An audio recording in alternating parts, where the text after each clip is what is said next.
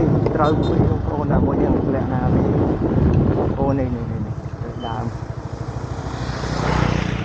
hao mà trâu lại nữa không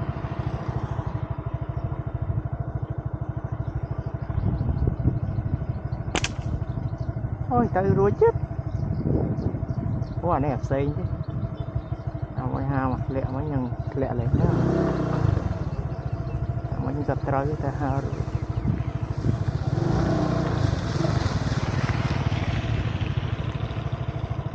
chọc bà đó rồi cười